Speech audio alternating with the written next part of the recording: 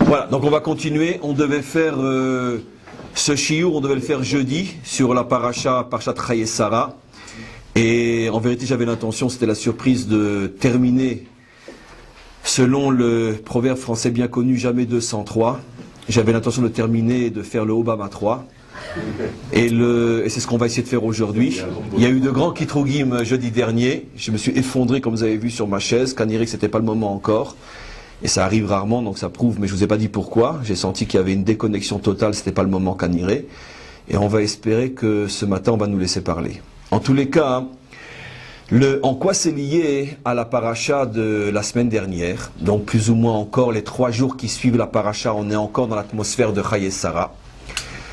C'est parce que, pour reprendre le point peut-être le plus important d'ailleurs, c'est comme ça que ça a été reçu un peu partout dans le monde, car comme vous le savez, ce cours circule partout, enfin les 2 cours circulent partout aujourd'hui, et énormément de réflexions, de retours, de mails ou d'autres choses ont été toujours sur le point qui a beaucoup impressionné sur le fait que maintenant, donc l'élection d'Obama signifiait, et j'ai expliqué pourquoi et comment, signifiait finalement la fin, ou plutôt le début de la fin, de la klala, de la malédiction qui pesait sur la descendance de Ham, et qui empêchait le monde finalement d'arriver à la délivrance, puisque cette klala avait été donnée par Noar à Ham, justement parce que Ham avait empêché le dévoilement du Mashiach. Rappelons-nous que les 3 enfants de Noar, Shem, Yafet, Ham, la première lettre de chacun des noms fait Siyar, les 3 dernières lettres du mot Mashiach, et Noar avait l'intention de mettre un 4e enfant au monde qu'il aurait appelé d'un nom qui commence par un Mem, Menachem ou Moshe, et on aurait eu à ce moment-là Mashiach. Ham n'a pas voulu de la délivrance à ce moment-là pour des raisons X qui ne sont pas le moment maintenant de l'expliquer. En tout cas, il n'a pas voulu. Il a donc retardé finalement de 3000 ans, de presque 3000 ans la délivrance. Et donc, tant que la malédiction pesait sur lui, la malédiction comme on le sait, c'est le fait qu'il sera transformé en esclave. Tant que cette malédiction pesait sur lui, automatiquement, le monde ne pouvait, ça prouve que la faute n'était pas réparée, que le Mashiach ne pouvait pas venir, et donc on était encore en phase d'attente. Et donc c'est pour ça qu'il a fallu que sorte de Ham un illustre descendant. On lui souhaite vraiment, comme je l'avais expliqué, véritablement de réussir, comme on a prouvé qu'il avait un potentiel, on pourrait dire ombre et lumière, énorme. Et donc on ne sait pas encore comment ça va se terminer, mais en tout cas il a un potentiel inimaginable, extraordinaire. Il porte en lui le potentiel finalement de la disparition de la klala qui pesait sur les descendants de Ham. En ce sens-là, il a un mérite fabuleux. On ne sait pas encore ce qui va vraiment se passer, mais en tout cas le potentiel est là. Et donc on est rentré dans une nouvelle phase maintenant, qui est que véritablement le monde est sorti de sa malédiction, car la malédiction qui pesait sur lui pesait en réalité sur le monde entier, car c'est autant une malédiction de transformer un homme en esclave que de devenir un esclave. Donc finalement les esclavagistes étaient autant maudits que lui, et peut-être plus encore. Et donc, comme on l'a montré que finalement que le descendant de Ham devient le dirigeant de la superpuissance esclavagiste, et donc ce qui prouve bien qu'il y a un tikkun inimaginable, une réparation fabuleuse qui s'est faite. Alors le problème était de retrouver véritablement, plus profondément encore, le makor dans la Torah, l'origine dans la Torah de ce qu'on affirme, en ce sens qu'on a un principe fondamental qui est que l'et davar delo remisa beoraita, il n'y a pas une chose qui n'a pas une origine dans la Torah, ou dit d'une autre manière que l'histoire n'est que le déroulement, on pourrait dire concret, de tout ce qui est caché et sous forme allusive dans la Torah. Et effectivement, on retrouve dans la Torah d'une manière merveilleuse, gigantesque, ce phénomène du tikkun de Ham, qui a commencé en vérité avec Avraham et Eliezer. Rappelons-nous l'histoire de Avraham et Eliezer. Avraham arrive en Eretz Knaan. Knaan est l'illustre, ou le peu célèbre descendant de Ham, sur lequel plus que tout autre pèse la malédiction de Avdou, d'esclavage. Puisque vous savez que dans la tradition juive, à chaque fois qu'on veut parler d'un esclave, on l'appelle comment? Eved Knaani. C'est-à-dire que Knaan a été perçu par nos maîtres comme étant, on pourrait dire, le porteur de la malédiction de l'esclavage. Et qu'est-ce que fait Avraham? Avraham, arrivé en Eretz Knaan, se met en tête de faire le tikkun, parce que Avraham sait que tant que la malédiction pèsera sur Ham, le tikkun du monde, et donc la délivrance est absolument impossible. Et il se met à la recherche de celui qui dans la génération est une neshama klalit, c'est-à-dire une âme globale qui contient, on pourrait dire, toutes les âmes de sa génération. Vous savez que la Kabbalah nous explique que dans chaque génération, il y a un ou plusieurs, mais généralement c'est un petit groupe d'hommes, mais au moins un homme particulier qui est porteur dans sa propre âme de toutes les âmes de sa propre génération. Généralement, ce genre d'homme arrive au pouvoir. Ce sont généralement les rois, les dirigeants. Comment un homme arrive à être un dirigeant? Parce qu'il porte en lui toute sa génération, donc il l'exprime, il l'intègre et arrive à la diriger. Où on trouve ce phénomène-là explicitement au sujet de Moshe Rabbeinu, sur lequel il est dit « Moshe Shakul Keneged Kol Israël ». Il valait tout Israël. Nos maîtres disent, d'une manière un petit peu ironique, que quand il est né, sa mère a mis au monde 600 000 enfants. Pourquoi 600 000 enfants? Parce que dans la seule âme de Moshe, il y avait les 600 000 âmes d'Israël. Ce phénomène n'est pas seulement vrai pour les juifs, il est vrai pour les non-juifs. Un dirigeant, où qu'il soit, quel qu'il soit, est toujours l'âme klalite de la génération. Et donc Abraham savait qu'il y avait en Canaan, en Eretz Canaan, une âme klalite, que s'il arrivait à faire son tikkun, à travers elle, commencerait le tikkun de Canaan, et donc ça commencerait à ouvrir les portes de la délivrance finale que certainement nous commençons maintenant par l'élection d'Obama à voir la concrétisation de ce qui a commencé avec Abraham. On pourrait presque dire, et il ne le sera peut-être jamais, que si Obama est passé au pouvoir, il le doit à Abraham, qui a commencé à faire le tikkun de Ham il y a 3500 ans, un peu plus. Et donc je reviens. Il cherche cette Neshama Klalit et elle s'appelle Eliezer. Le fameux Eliezer, et il en fait tout naturellement son quoi? Son Eved. Mais il en fait son Eved pourquoi? Pour lui faire son tikkun, comme on le voit dans Parasha Chayesara. D'abord, il n'en fait pas son esclave dans le sens, on pourrait dire, esclavagiste du terme. Il va en faire son plus fidèle compagnon. Il va en faire son ami. Il va en faire son confident. Il va en faire son intendant. Et surtout, plus que tout, il va en faire son Rosh Yeshiva, c'est-à-dire le représentant de toute sa Torah dans le monde. D'où on l'apprend. Il est appelé dans la Torah Eliezer Damesek. Et Damesek, qui au niveau du Pshat veut dire de Damas, car Carnier qu'il avait des origines de Damas, mais en tout cas, Chazal n'accepte pas cette explication, parce que c'est un Cananéen, qu'est-ce qu'il fait à Damas? Et ils disent non, Damesek, c'est les Rachetevot, les premières lettres des mots Dole ou Mashke mitorat Rabo le Acherim, celui qui puisait la Torah de son maître et abreuvait le monde entier. Ça veut dire que Avraham Avinu en a fait l'intendant de sa Torah. Pas seulement il lui a confié, comme on le voit dans la Parsha Chayesara, il lui a confié tous les biens qu'il avait les yeux fermés, ça veut dire qu'il a une confiance absolue en lui qu'il ne le volera pas. Mais même sa Torah, qui certainement pour Abraham est beaucoup plus chère à ses yeux que son propre argent, car Abraham est un homme qui est surtout riche de Torah, même sa Torah, il l'a confiée à Eliezer. C'est-à-dire que quand un homme voulait savoir quelque chose, il devait passer par Eliezer. Et quand Abraham voulait enseigner quelque chose, il le transmettait à Eliezer, et Eliezer le transmettait au monde. Donc imaginez-vous la grandeur d'Eliezer. Et malgré tout, Abraham sait que le tikkun n'est pas encore terminé, il y a encore une pointe de malédiction dans Eliezer. Comment on le voit? Quand Abraham appelle Eliezer et il lui dit « Tu vas aller chercher une fille pour mon fils dans la famille de mon frère » et tout le monde savait que cette famille de son frère était une famille qui n'était pas monothéiste et une drôle de famille avec un frère qui s'appelle Lavan, etc. Et Eliezer s'étonne et il lui dit « Mais enfin, maître, je ne comprends pas, pourquoi tu ne veux pas prendre ma fille qui est sans doute la plus belle perle de la génération, qui est née dans ta famille, qui a grandi sur tes genoux, qui a été éduquée par toi, qui est sans doute une tzadika inimaginable. Pourquoi tu me demandes d'aller chercher au bout du monde une fille alors qu'il y a ma fille qui peut épouser ton fils ?» Qu'est-ce que lui répond Abraham? Il lui dit « Ata arur ubni barur ve'en arur midabek barur. » Tu es maudit et mon fils est béni. et ça ne peut pas aller ensemble. Parce que je veux faire sortir de moi un peuple éternel qui va traverser l'histoire, et même si toi tu es effectivement un homme parfait, même si ta fille est parfaite, je ne sais pas ce qui peut sortir de vous dans 2, 3, 4, 5, 6, 10 générations. Et comme moi je veux créer un peuple qui ne terminera pas comme tous les autres dans les musées de l'histoire, mais je veux un peuple qui se retrouve au début et à la fin de l'histoire, j'ai besoin d'un peuple qui soit porté par la bénédiction, et c'est absolument impossible que ton zéra, que ta semence puisse se mêler à la mienne, c'est absolument impossible. Et donc Eliezer, vous imaginez, est choqué. Comment? Il s'entend dire, après être devenu l'intendant, le bras droit et le Rosh Yeshiva d'Avraham, que sauf kol sauf, la malédiction n'est pas complètement sortie de lui. Mais c'est mal connaître son maître. Son maître a déjà pensé à son tikkun. Avraham va tout faire pour lui faire un tikkun. Et qu'est-ce qu'il lui dit à ce moment-là? Tu sais, regarde, je vais t'envoyer pour chercher donc cette fille-là.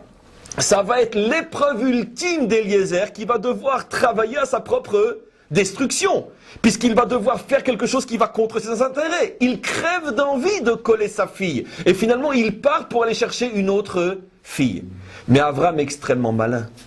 Avraham sait exactement où se trouve la fille dont il a besoin.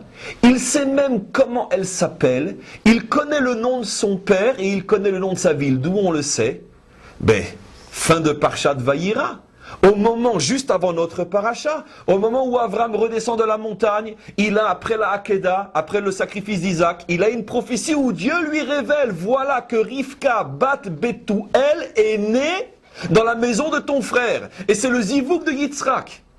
Ce qui fait que Avraham sait exactement quelle est l'identité de celle qu'il recherche. Or, regardez, quand il s'adresse à Eliezer, il ne dit rien. Ni le nom, ni la famille, ni l'endroit, ni rien. Rien, aucun signe. Il lui dit, tu partiras dans la famille de mon frère. Mais où? Quelle ville? Quel pays? Comment s'appelle la fille? Et s'il a 15 filles, comment je vais savoir? Et Birklal, si j'ai pas le nom de la fille, comment je vais savoir? Pourquoi Avraham ne lui dit pas? Parce que Avraham veut le réparer. Avraham lui tend 2 pots de banane. 3 en vérité. Première pot de banane, je t'envoie faire une mission qui va contre ton intérêt. Deuxième pot de banane, je te dis pas comment la trouver, ce qui veut donc dire que tu peux éventuellement ne pas la trouver, et tout le monde sait que tu as drôlement intérêt à ne pas la trouver. Troisième chose, Avraham lui donne une 3e pot de banane. Il lui dit, tu sais, si jamais tu la trouves pas, on pourra reparler de ta fille. Avec 3 choses comme ça dans la main, qu'est-ce qu'il fait Eliezer? Il part pendant 2 mois, il revient et dit, maître, j'ai pas trouvé. Parce qu'Avraham veut faire son tikkun. Avraham sait que s'il arrive, en vérité Avraham se soucie encore plus de lui que de son propre fils. Avraham est prêt à prendre le risque qu'il revienne sans Rivka, parce que tellement il veut faire le tikkun de Ham. Il veut faire le tikkun d'Eliezer.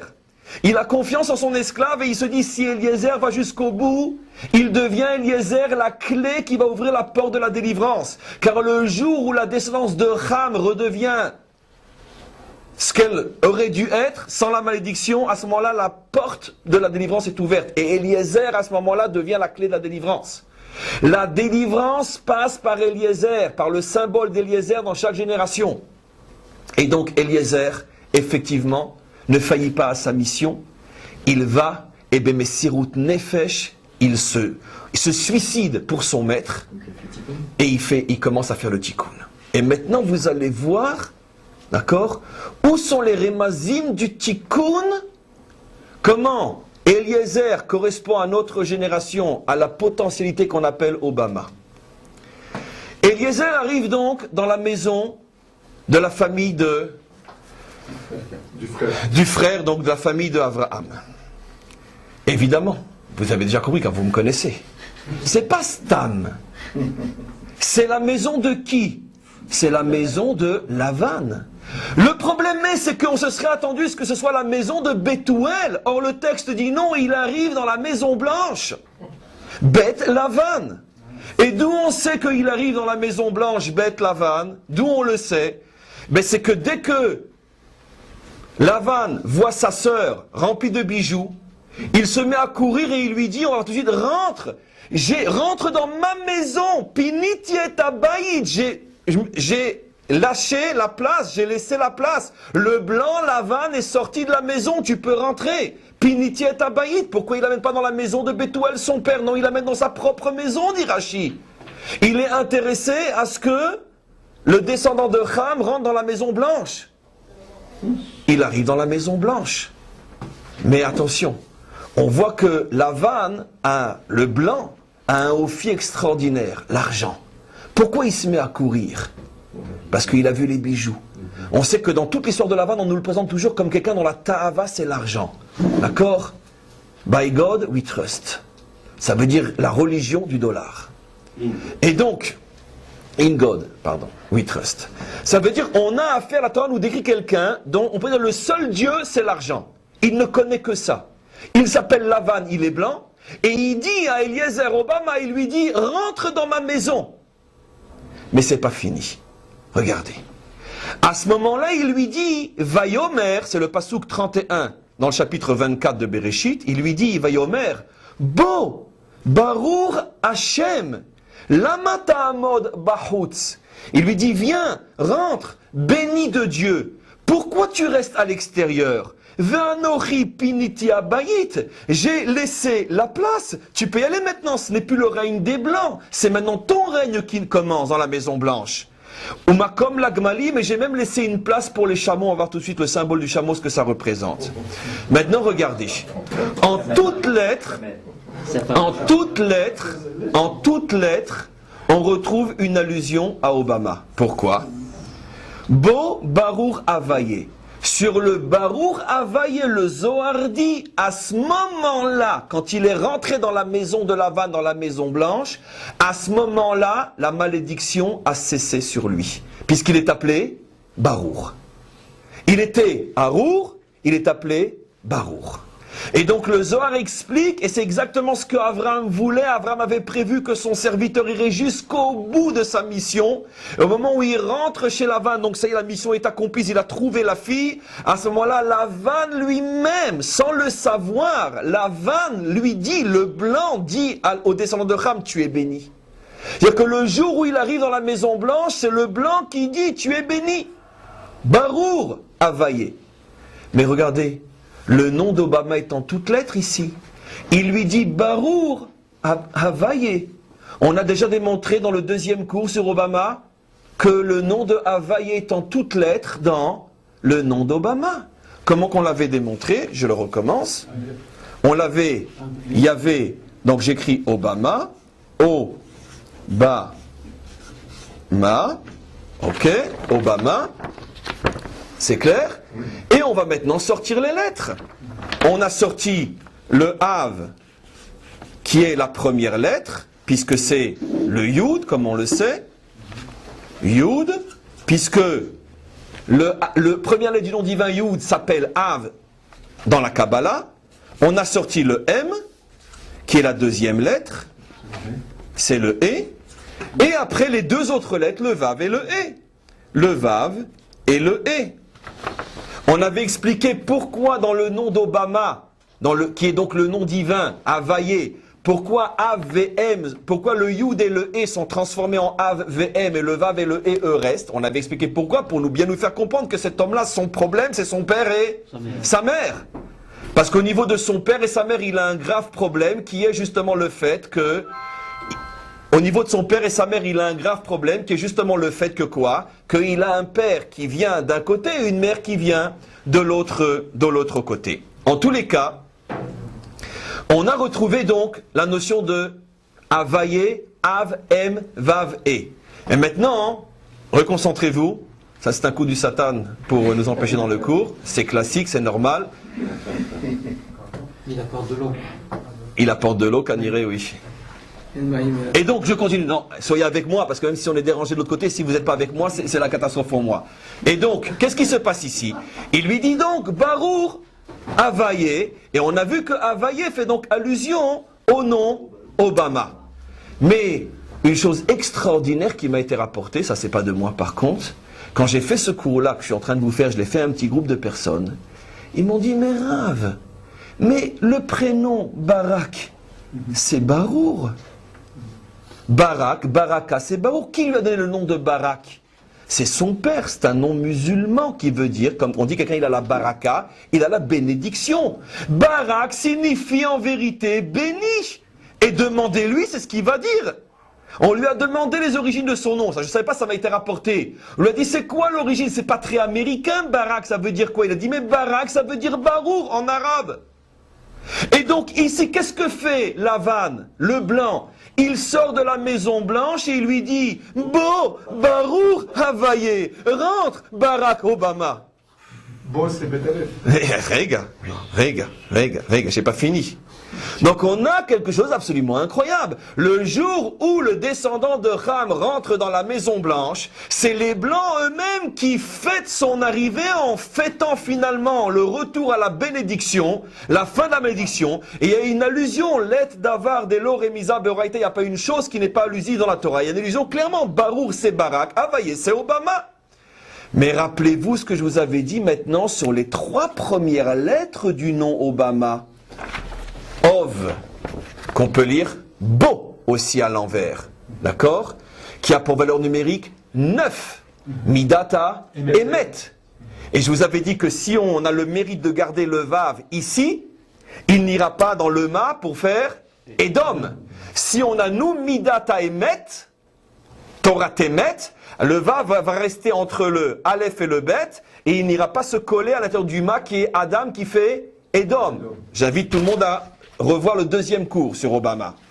Et donc, regardez, dans toute la Torah, le mot Bo est toujours écrit Bet Aleph, sans Vav. Et ici, le mot Bo est écrit avec un Vav. Incroyable! Les 3 premières lettres des mots Obama, qui sont tellement importantes, ces 3 lettres, qui font la valeur numérique du mot 9. Emet, qui est le tikkun de Yaakov. Pourquoi ici, comme par hasard, la Torah écrit le mot Bo avec un Vav, qui lui a demandé de mettre un Vav ici? Et donc on a dans ce début du verset une allusion à tout le tikkun qu'on est en train de vivre aujourd'hui sur le plan historique. Bo, quand il y aura Midata Emet dans le monde, alors Barour, Barak, Havaye, Obama, Piniti et Abaït, on continue. Rachid dit, le blanc dit au noir, je pars de la maison. Elle est à toi maintenant la maison blanche. Mais Rachid explique sur le mot Piniti, je l'ai débarrassé de toutes ces idoles. Ça veut dire que dans le verset lui-même, dans le fait qu'un noir arrive à la Maison Blanche, il y a une allusion au fait que le monde se prépare au dévoilement du Hashem Echad, au Dieu un.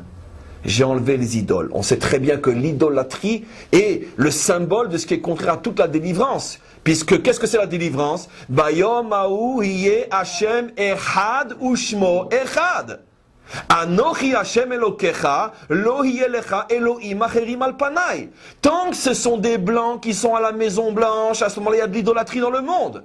À partir du moment où il y a un tel tikkun qu'un noir arrive à la Maison Blanche, dans le pays qui a transformé les noirs en esclaves, à ce moment-là, qu'est-ce que dit le blanc? Piniti et abayit.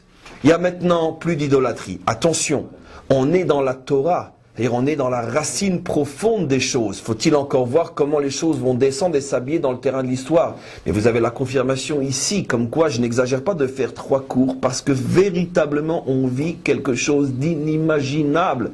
Et c'est sur ce genre d'événement qu'il est dit, comme je dis toujours, que nous disons 3 fois par jour depuis des millénaires dans la prière, je t'en supplie Hachem, permets-moi de voir quand tu vas revenir, je ne sois pas comme un aveugle devant lequel la délivrance est en train de se passer, je ne vois rien et je suis encore en train de me demander quand le Messie va venir. Tout est en place, des phénomènes inimaginables se placent. Mais par contre, il y a quelque chose maintenant d'extraordinaire. Regardez. On voit que l'histoire donc de Eliezer Obama tourne autour des Gmalim. Il est constamment attaché à ces Gmalim. Dès qu'il part avec des Gmalim. Quand il arrive, et qu'il cherche, et Rivka avec la prière, et celle à qui je demanderai un petit verre d'eau et qui me dira non seulement toi mais même tes chameaux. Paf, encore les Gmalim. Quand Lavan court à sa rencontre, la Torah dit qu'il est à côté de ces Gmalim. Lavan, le blanc, semble tellement avoir compris qu'il ne se sépare pas de ses gmalim qu'il lui dit, j'ai une place pour toi ainsi que pour tes gmalim. Qu'est-ce qu'on en a à faire de ces gmalim? En plus, quand il rentre dans la maison, la première chose qu'il fait, c'est de donner à manger à ses gmalim. Pourquoi? Gmalim, c'est gmilut chesed. Rachi le dit lui-même. Que ce que Eliezer avait appris dans la maison d'Abraham, c'est Gmalim, Gmilut Chesed, à faire du bien. Et c'est pour ça qu'il cherche une fille comme Rivka, comme dit Rashi, qui est Gomelet Chesed. Vous savez pourquoi le Gamal s'appelle Gamal, qui signifie faire du bien? Parce que c'est un animal qui fait du bien. Il permet à son cavalier de traverser le désert, et donc finalement il le maintient en vie, car c'est le seul animal qui peut traverser le désert. Avec tout autre animal, et le cavalier et l'animal crèveraient dans le désert. Donc il fait du chesed, il permet à son cavalier de retrouver de l'eau, qui est le chesed par excellence. Et c'est pour ça que la Torah l'a appelé Gamal. Pourquoi il est toujours près de ses gmalim? Parce que c'est ça la force d'Eliezer. Eliezer, il arrive à la Maison Blanche par la force du chesed.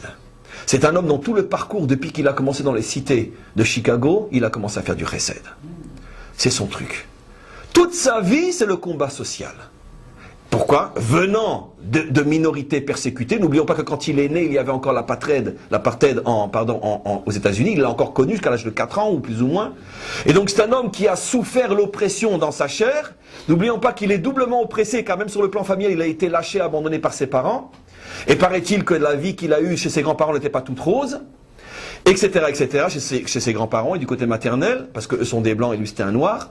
Et donc, Bekitsur, c'est un homme qui, toute sa vie, a commencé sur les terrains du chesed. Toute sa vie, il a été à côté des chameaux. Et c'est là, finalement, que l'attend, on pourrait dire, son épreuve. Est-ce que quand il va arriver à la Maison Blanche, il va continuer à faire ce pourquoi il est arrivé au pouvoir, être un homme dans lequel finalement le monde entier met son espoir, parce que enfin un dirigeant qui semble avoir du cœur arrive au pouvoir, puisque qui mieux qu'un noir peut savoir ce que c'est l'oppression? Qui mieux qu'un noir peut savoir ce que ça veut dire s'occuper des persécutés? Ou bien il va se mettre à manger comme tout le monde, c'est maintenant j'y suis, je bouffe. Et il oublie ceux qui l'ont apporté au pouvoir. Ce qu'on peut lui dire, d'accord, et que ça soit enregistré et connu, et vous allez voir que c'est vrai, bien que ça s'est déjà produit, cet homme-là est en danger de mort, il va y avoir une tentative d'assassinat sur lui. Au moment où il va arriver, il y a déjà eu, mais avant c'était uniquement comme un publicitaire, c'était un truc truqué, c'est pas vrai. C'était le bidon avant. C'était uniquement pour le monter les voix. Maintenant, il va véritablement être en danger de mort, tentative d'assassinat, quand il va arriver dans un mois ou deux à la Maison Blanche. D'où je le sais, la Torah nous le dit.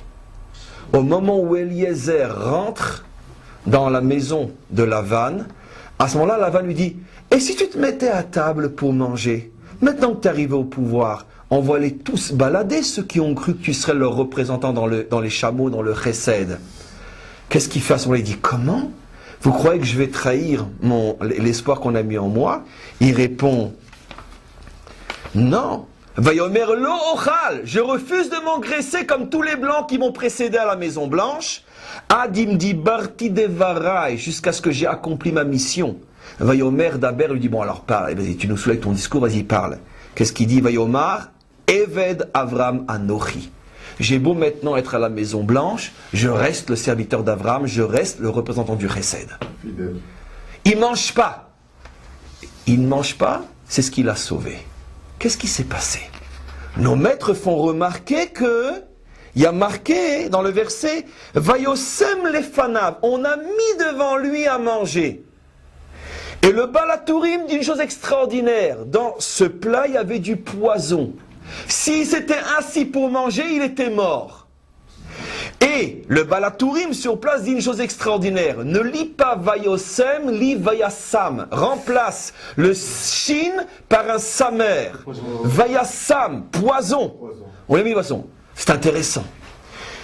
Eliezer appelle tout le temps cette famille-là le frère de mon maître. Écoutez-moi, il les appelle, le frère, il appelle cette maison-là, où il est la Maison Blanche, le frère de mon maître.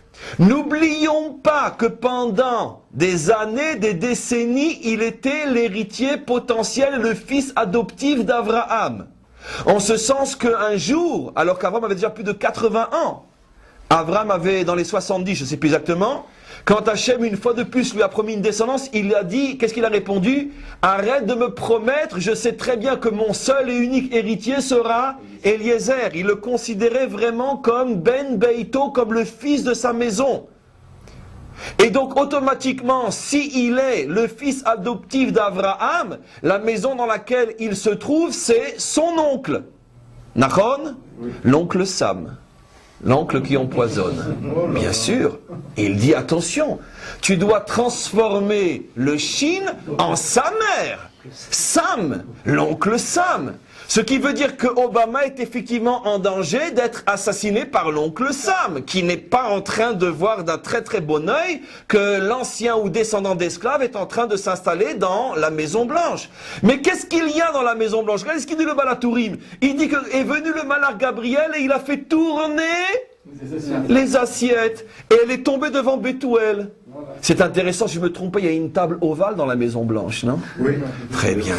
Et donc, quand on refuse de s'asseoir et manger, la table tourne et les assassins sont, eux, assassinés. Donc on prévient ici, on dit, à Baruch Avaye, à Barack Obama, on lui dit attention. Maintenant, les semaines qui viennent vont être extrêmement importantes pour toi.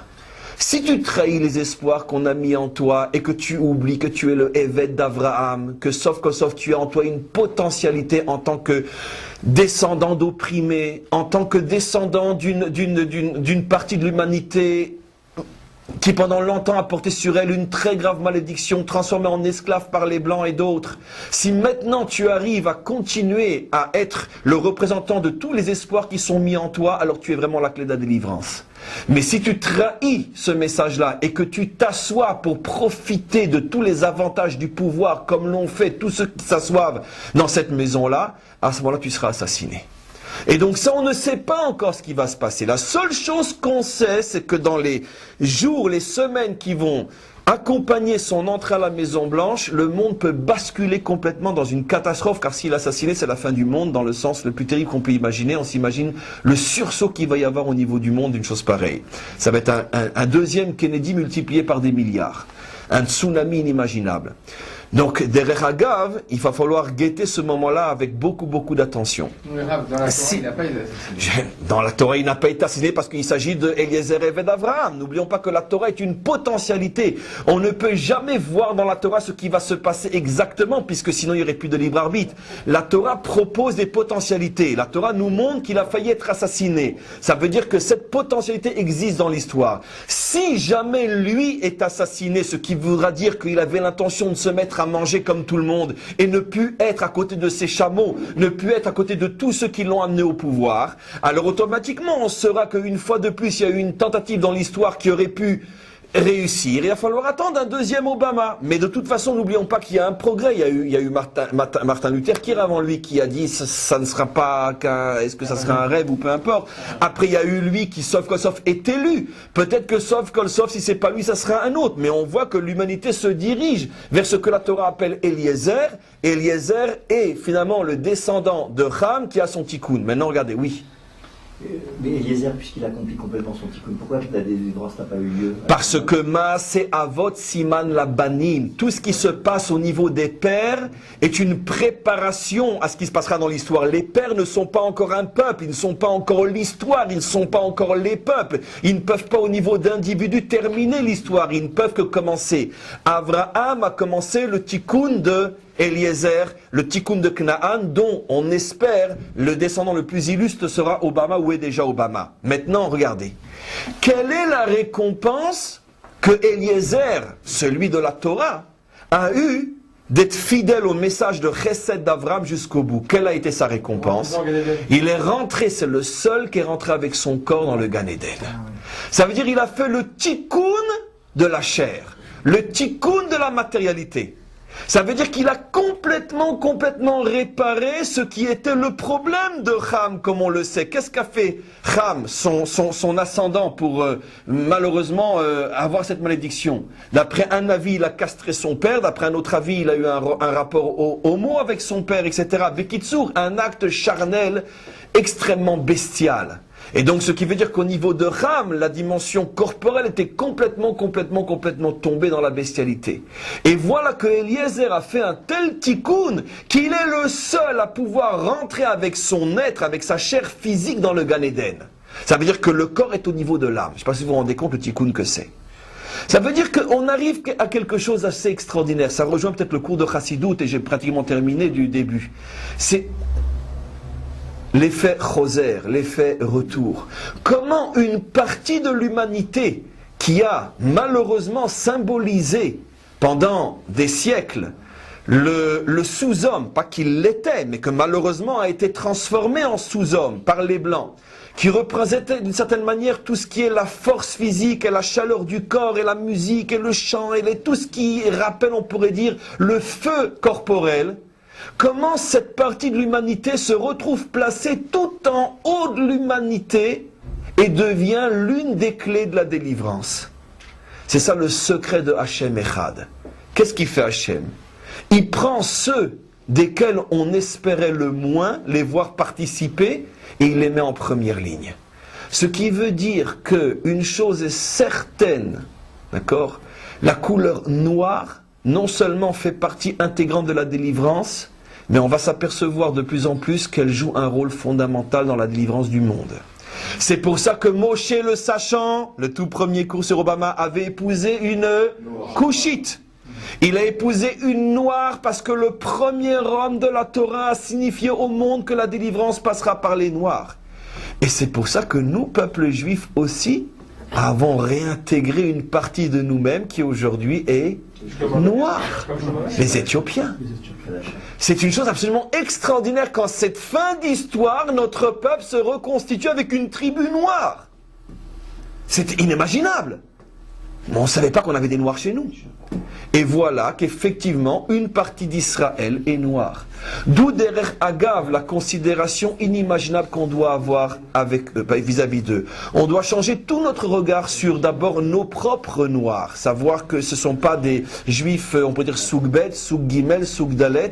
Il faut savoir que leur retour en Eretz Israël et leur réintégration à l'intérieur du peuple juif est un des processus fondamentaux de la délivrance du monde, pas seulement du peuple juif. Et pourquoi la couleur noire? Parce que comme je vous l'ai dit et je termine, d'après la Kabbalah, la couleur noire est la couleur de la royauté. La royauté est noire. C'est-à-dire que la puissance de l'homme a pour couleur noire. La puissance de Dieu a pour couleur blanc. C'est ça le secret de la Torah qui a été donnée avec un feu noir sur un feu blanc. La couleur noire et la couleur blanche. Et l'ensemble de ces deux couleurs, le noir et le blanc, lorsqu'elles s'unissent, c'est finalement le livre, le Sefer Torah. C'est quoi un Sefer Torah? C'est une couleur noire, la lettre, sur un blanc qui est le parchemin. Et donc l'union entre le blanc et le noir, c'est l'union justement qui est la lumière de la délivrance. Et c'est pour ça que, d'une certaine manière, à travers la réhabilitation du noir, c'est la fin de toutes les formes de racisme existant, c'est la fin de toutes les ségrégations, c'est la fin de toutes les différences entre les hommes. Et c'est pour ça que d'abord commençons par nous-mêmes, comme je le dis, réhabituons-nous, et on s'est compris. Bref, il faut se réhabituer nous-mêmes à regarder la couleur noire avec des yeux complètement différents que ceux qui étaient les nôtres jusqu'à présent, d'autant plus que dans notre propre histoire ici en Israël, on a bien sûr la possibilité de le faire. Et petit à petit, lorsque l'homme va donc sortir de cette vision, on pourrait dire, raciste du monde, avec des différences entre les hommes, à ce moment-là, pourra véritablement, comme je l'ai dit, je crois, dans le précédent cours, pourra se réaliser la prière de Rosh Hashanah, que tous les hommes ne feront qu'une seule et même ronde autour de la terre, toutes les races, toutes les couleurs, toutes les religions et tous les hommes qui s'uniront pour servir un Dieu un, comme il est dit, Bayom Haou Hashem le Melech al Kol Haaretz, Bayom Haou Hashem Echad, Ushmo Echad.